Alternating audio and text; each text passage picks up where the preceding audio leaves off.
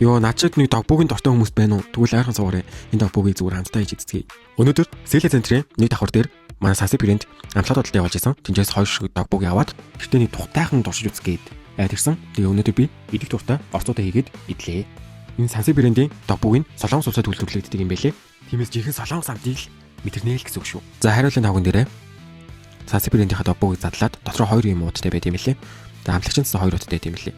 Амтлагчаа хийж өгөөд зааврынхаа дагуу баазрын ус хийж өгнө.